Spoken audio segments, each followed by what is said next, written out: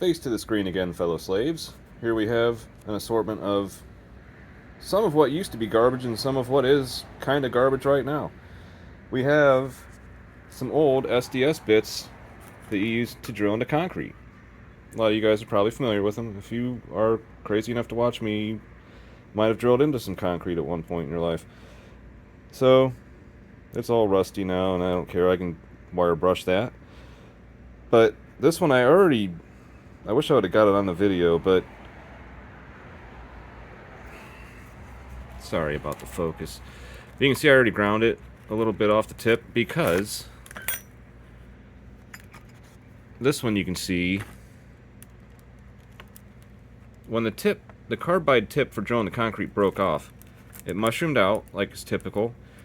This one, when I made it yesterday, I thought I was good. It was mushroomed like this, and I just drew it out to about as fine of a point as I could, and then I ground it a little bit with a grinder. I tried to make the tip sharp before I shaped it because it's kind of hard to get a file in there and really do a good job of making it round and nice. So I tried to do the best I could, and that's what broke my heart. This is what I did after I filed it, so it works now. If I get a good, I don't know if I can get a good angle. Anyway, you can see, but I'll tell you what, I'm kind of happy about the whole project so far because, well, I guess I should get back to my point. There was a crack in it, even though you couldn't see it. It looked just like this one. I mean, but it doesn't get hot enough to forge weld, so when that carbide tip comes out, but the metal gets hot enough to kind of close in on itself, there's a cold shut in there, or what's it called? I just had the word in my mind a moment ago. Inclusion. There's an inclusion in there. Forgive me, I'm just doing this without a script and live, and I didn't really script it, so. That sounded great. I just said script it twice. Anyway, and then here's my anvil. It's got a magnet on it to kind of catch any shavings and stuff. But like, I just bolted it down. There was no bolt holes in it. This is one from Harbor Freight. It's a 22 pounder, 10 kilogram for my friends over in other parts of the world. Yeah, that's kind of overdone probably, but I just really wanted to bolt it down. It's quiet. Let me go ahead and demonstrate that. I mean, I can hit it with the paper on it. I'll just hit the horn.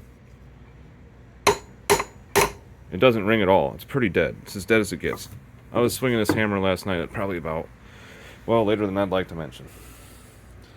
Probably about midnight. I had to get up early this morning for work, so I shouldn't have been up that late. But once I got going, I couldn't stop. So, this one was actually when I bought at Harbor Freight, I believe. It's General brand or whatever. It's General. Generally, it broke the first day I took it to work because a new guy broke it. I mean, okay, maybe it's the new guy, maybe it's the tool. I don't really know. I didn't see what he was doing. But, I tried to reshape it later, and I hardened it, but I didn't temper it, so it just snapped again. This time I tempered them. So this is the SDS bit. Same basic procedure. I already explained mostly what happened with that. Is a stupid inclusion made me have to make it a little shorter and less pointy. But this thing is so strong. I actually hooked a pair of vice grips to this end, and I hooked it onto my garage door track, and I hung from it. I'm about 165 pounds, whatever that is in kilograms. Yeah, I'm happy with that. That's the first time I've really ever been very successful at tempering. I just never really tried it before that much. I just kind of went with what I did. And like, I made stuff like, let me pause this for a second. These tongs. This is going to be hard to focus on. They got that little bit of a round spot in them. There.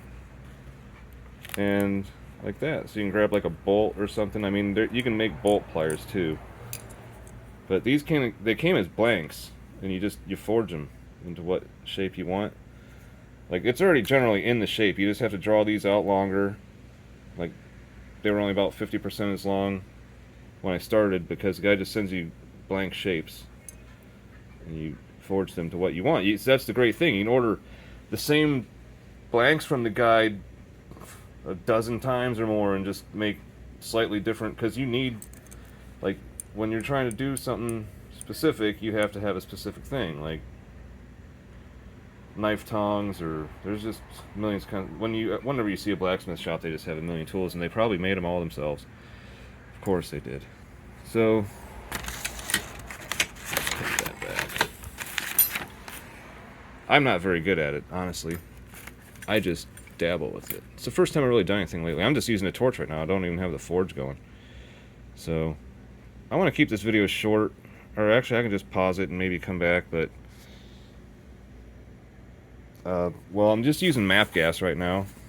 Just a yellow map gas torch. I just stick it between my legs. And just kind of, not with the piece of paper there, but just kind of hold it there. And then just kind of turn my hips to the side while I try to work the piece or something, you know. I usually just leave the flame going, because when it's this thin, it cools off so fast that you have to really work faster. Then you just have to reheat it over and over. Like this little one actually took probably more heats by far, because it just cooled down as soon as you touched it with the pliers. Even it's like it's under 1/8 of an inch thick wire. I bet I could almost hang off of this one too. I can hook onto something and pull as hard as I can after I tempered that one. I'm pretty pleased with it.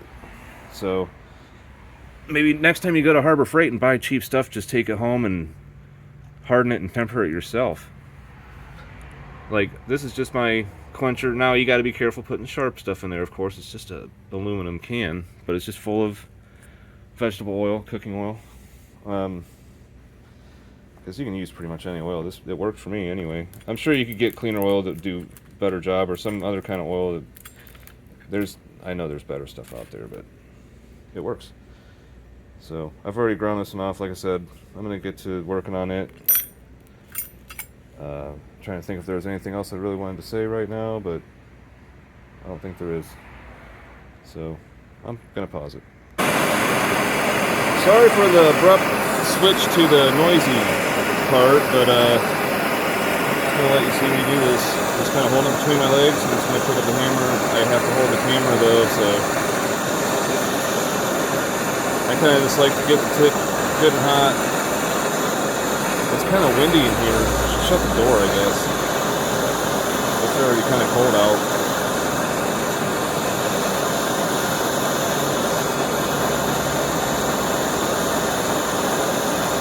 Okay, I'm going to pause this and grab that hammer. Sorry you can't watch me bang on it. Alright, well, sorry you didn't get to see at least some of the hammering, but it was kind of boring, honestly. It took quite a few heats, really. I realized at the end there I was just burning too much fuel just to try to chase that last little bit. I was trying to draw it out as far as possible. Man, I don't have a good backdrop right now. I could even put that piece of paper back. Hold on. So one important thing while I'm demonstrating this to you is to remember that this thing is still hot, even though it's not glowing. I didn't really burn myself. I just brushed a little bit, and I was like, well, remember to remind people about safety. So anyway, I'm just going to use these pliers, get it hot. I'm going to put this in the vise over there, this little bench vise, and then I'm trying to get a close-up view. It's trying to focus on it, but there's no light. That's better. I figure that the more you draw it out rather than grind it, the more of it's been forged, because you're not throwing away any metal. I mean, you're minimizing the amount of metal if you're trying to make a project out of something small like a drill bit, like sometimes every little bit of metal counts. So draw it out. It took a lot of heats, like I said, but it turned out pretty good. I was trying to keep as much of the fluting as possible from the drill bit because it looks cool, but that shows you how far that little bit actually drew out, because I tried to just work the tip basically, and it eventually extended out like that. Sorry guys, I didn't even mean it like that, but I had to roll with it. So anyway, I'm not going to make a fancy curved one this time. I'm probably going to use these needle nose pliers, the flat nose pliers, and do just more of like a pick, just because this one's more of like a hook. I want like something I can dig in and pick with, but it's got to be angled a little bit. So it should be fairly easy project. Maybe I should drop back a little bit more though, then, so I have more to work with. To have more of a lawn, because I don't necessarily want to have to try to put something so fat in there. You know what I mean? So yeah, hey, maybe I should do more. Anyway, this video is getting too long now. It's kind of getting hot in here. So then I'll heat treat it, temper it. More on that later. Have a good night.